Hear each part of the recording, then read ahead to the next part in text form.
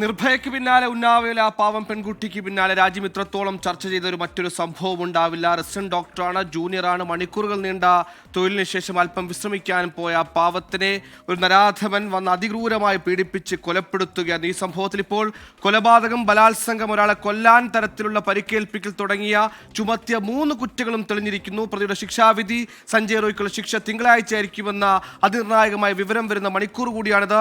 ബൽറാം നടുകൂടിയാണ് വിശദാംശങ്ങൾ നൽകിയത്. ബൽറാം, ഈ കേസിൽ ഒരു ബലാത്സംഗ കൊലപാതകം എന്ന കേസ് കൊൽക്കത്തയിൽ ഉയർന്നു പ്രതിഷേധ ജ്വാല അത് രാജ്യം ഏറ്റെടുത്ത് നമ്മൾ കണ്ടതാണ്. പിന്നീട് ഡോക്ടർമാരുടെ സുരക്ഷയെ സംബന്ധിച്ചടക്കം ഒരുപാട് ചർച്ചകൾ നടന്ന സംഭവ വികാസങ്ങൾ നമ്മൾ കണ്ടതാണ്. അതിനുമപ്പുറത്തേക്ക് ഒരു കേസിൽ പോലീസിന്റെ ഇടപെടലുകൾ അത് എത്രത്തോളം തരം താഴ്ന്ന നിലയിൽ കൊണ്ടുപോകാനാകുമെന്നതിന് ഒരു ഉദാഹരണം കൂടിയായി മാറിയ കേസ് കൂടിയാണ്.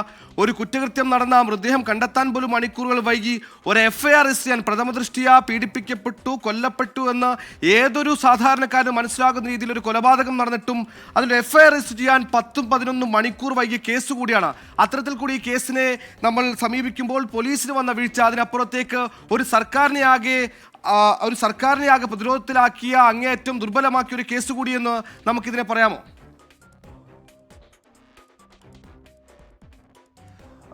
സുഹൈൽ, ഒട്ടേറെ വകുപ്പുകളുടെ അനാസ്ഥകൾ അത് തുറന്നു കാട്ടിയ ഒരു കേസായിരുന്നു കൊൽക്കത്ത RG Kar മെഡിക്കൽ കോളേജിൽ 2024 ആഗസ്റ്റ് 9 നടന്നത്.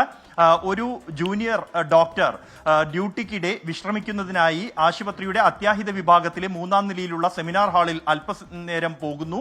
അവിടെ വെച്ച് ക്രൂരമായ ബലാത്സംഗത്തിന് ഇരയാകുന്നു. പ്രതിയാകട്ടെ സുരക്ഷ ഉറപ്പാക്കുന്നതിനായി സർക്കാർ സംവിധാനം വിന്യസിച്ച ഒരു സിവിൽ വോളണ്ടിയറാണ്. ഇയാൾ മദ്യപിച്ച് ആശുപത്രിയിൽ എത്തുന്നു. ഈ വിശ്രമിക്കുകയായിരുന്ന ജൂനിയർ റെസിഡന്റ് ഡോക്ടറെ ക്രൂര ബലാത്സംഗത്തിന് ഇരയാക്കി കൊലപ്പെടുത്തുന്നു.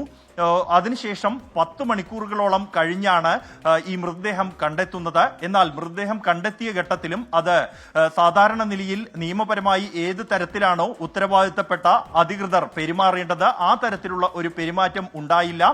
ആശുപത്രിയുടെ പ്രിൻസിപ്പൽ അടക്കമുള്ളവർ, സന്ദീപ് ഘോഷ് എന്നുള്ളത് ഈ കേസിൽ തുടക്കം മുതൽ ആരോപണ വിധേയനായ ഒരു വ്യക്തിയാണ്. അദ്ദേഹം ഇത് പോലീസ് കമ്മീഷണറുമായി രഹസ്യമായി ഇക്കാര്യം സംസാരിക്കുകയും എന്നാൽ ഈ കൊല്ലപ്പെട്ട പെൺകുട്ടിയുടെ കുടുംബാംഗങ്ങളെ സമയത്ത് കാര്യം അറിയിക്കാതിരിക്കുകയും ചെയ്യുന്നു. തുടർന്ന് തെളിവുകൾ നശിപ്പിക്കാനുള്ള നടപടികൾ ഉണ്ടായതായുള്ള സംശയമുണ്ടാകുന്നു. ഇത്തരത്തിലൊരു മൃതദേഹം കണ്ടെത്തിയ ഘട്ടത്തിൽ 100ഓളം പേർ ഈ മുറി മണിക്കൂറുകൾക്കകം തന്നെ സന്ദർശിച്ചിരുന്നു എന്നാണ് പിന്നീട് പുറത്തുവന്ന ചിത്രങ്ങൾ വ്യക്തമായത്.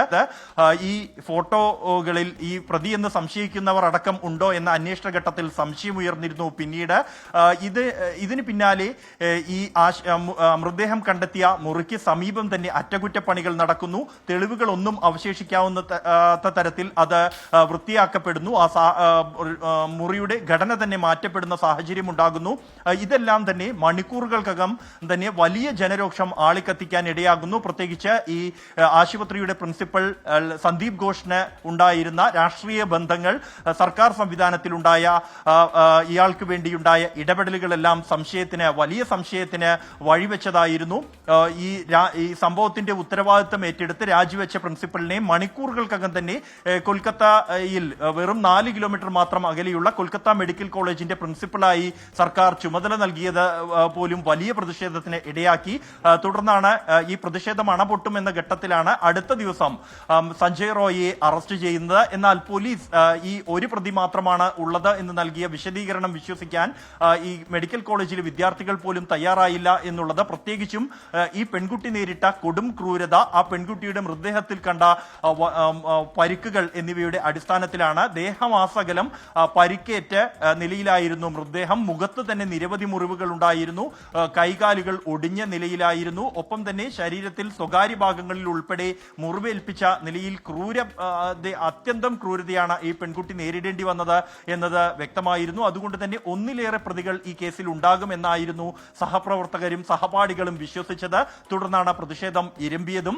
സർക്കാർ സംവിധാനത്തിന്റെ അനാസ്ഥ, ആശുപത്രികളിൽ സുരക്ഷയില്ലാത്തത് സാഹചര്യം ഉൾപ്പെടെ ചൂണ്ടിക്കാണിച്ചുകൊണ്ട് വലിയ പ്രതിഷേധത്തിന് കൊൽക്കത്തയിൽ തുടങ്ങിയ പ്രതിഷേധം എന്നാൽ രാജ്യവ്യാപകമാവുകയും ദിവസങ്ങൾക്കകം രാജ്യത്തെ ആശുപത്രികൾ ദിവസങ്ങളോളം നിശ്ചലമാവുകയും ചെയ്യുന്ന സാഹചര്യം ഉണ്ടായത് സുപ്രീം കോടതിയുടെ ഇടപെടൽ വിഷയത്തിൽ ഉണ്ടാവുകയും ആരോഗ്യ പ്രവർത്തകരുടെ സുരക്ഷ ഉറപ്പാക്കുന്നതിനായുള്ള കർമ്മസമിതിക്ക് രൂപം നൽകുകയും ചെയ്തു എന്നുള്ളത് ഈ കേസിന്റെ തുടർ നടപടിയുടെ ഭാഗമായാണ്.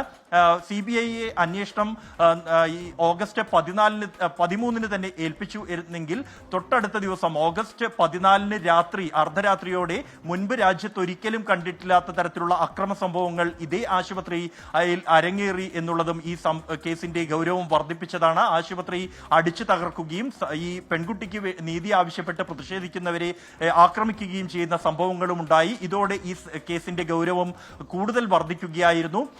ഒടുവിൽ ഈ കേസിൽ 50 സാക്ഷികളെ വിസ്തരിച്ചുകൊണ്ടാണ് സിയാൽദ അഡീഷണൽ സെഷൻസ് കോടതി ഈ പ്രതി കുറ്റക്കാരനാണെന്ന് അല്പസമയം മുമ്പ് വിധി എഴുതിയിരിക്കുന്നത്. ഇയാൾക്കെതിരെ ചുമത്തിയിരിക്കുന്നത് 103 BNS 103(1) 64 എന്നീ വകുപ്പുകൾ നിലനിൽക്കുന്നതാണ് എന്നാണ് സിയാൽദ അഡീഷണൽ സെഷൻസ് കോടതി ജഡ്ജി വിധി എഴുതിയിരിക്കുന്നത്.